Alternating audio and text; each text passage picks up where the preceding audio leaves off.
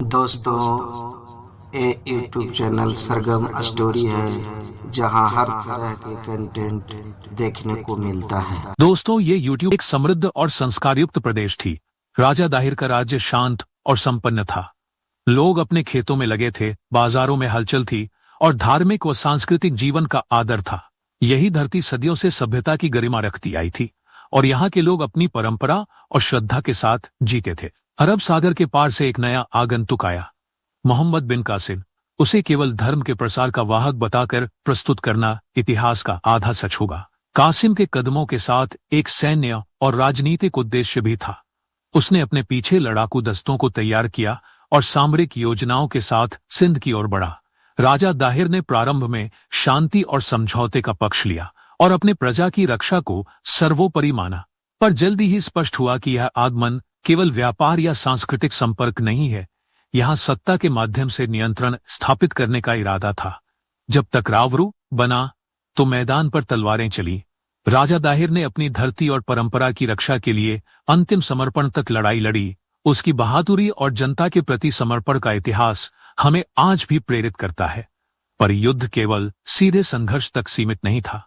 इस आक्रमण में धोखे, रणनीति और भय का सहारा भी लिया गया। कई गांव जला दिए गए, घर उजड़ गए और लोगों में अनिश्चितता फैल गई। मंदिरों को निशाना बनाया गया, कुछ तोड़े गए और बहुत सी संपत्तियां लूटी गई। जिन लोगों ने नए दबाव स्वीकार नहीं किया, उन्हें बलपूर्वक दबाया गया या दंडित किया गया। ये घटनाएं केवल किस्से नहीं, बल्कि कई समकालीन और बाद के दस्तावेजों में दर्ज प्रमाणित तथ्य हैं। इस संघर्ष का प्रभाव सामूहिक रूप से भय और वैचारिक उलझन छोड़ गया। लोगों ने अपनी संस्कृति की रक्षा के लिए संघर्ष किया और कई बार उसी धरती पर अंधेरे समय का सामना भी करना पड़ा। राजा दाहिर की शहादत उन तमाम लोगों की कथा बन गई जो अपने धर्म और संस्कृति के लिए खड़े रहे। फिर भी इतिहास एक तरफा नहीं रहा। भारत में इस्लाम के आने के साथ केवल हिंसा और आक्रमण नहीं जुड़ा, एक और पक्ष भी मौजूद था। व्यापारी और सूफी संतों के माध्यम से कई स्थानों पर इस्लाम का प्रसार शांति, सेवा और आध्यात्मिकता से हुआ। सूफी संतों ने प्रेम, भक्ति और सेवा से लोगों का सम्मान और विश्वास जीतने का मार्ग अपनाया।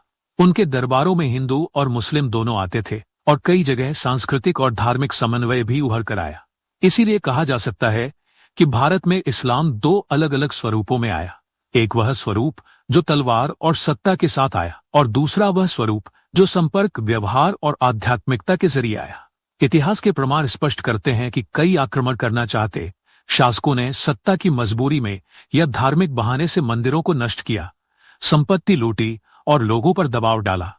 उन घटनाओं को नकारना या गाढ़ा रंग देकर सिर्फ एक शांतिपूर्ण छवि दिखाना इतिहास का अपूर्ण रूप देता है। पर इससे यह भी याद रखना आवश्यक है कि सभी मुसलमान शासक या आने वाले लोग अत्याचारी नहीं थे।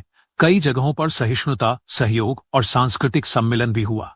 आज जब हम उन पन्नों को खोलते हैं तो हमें दोनों पहलुओं को देखना चाहिए, पीड़ा और अन्याय, साथ ही मानवता और सहअस्तित्व के संकेत। जो टूटा, जो खोया और जिनकी आशा बिखरी, उन्हें भूलना नहीं चाहिए। उन्हें समझकर ही हम अगली पीढ़ियों को सही संदेश दे सकते हैं। राजा दाहिर की वीरता हमें सिखाती है कि देश और संस्कृति के लिए खड़े होना सम्मान की बात है।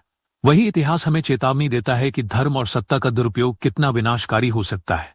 इसलिए असली सीख यही है, इतिहास की सच्चाई को स्वीकार कीजिए, पीड़ा को याद रखिए और इंसानियत का दीप जलाए रखिए। जो भी घटनाएं हुई, चाहे वे धर्म के नाम पर हुए अत्याचार हों या प्रेम के माध्यम से आए परिवर्तन, उन सबका सचमुचा दस्तावेज मौजूद है और उसे छिपाया नहीं जा सकता। हमारे लिए जरूरी है कि हम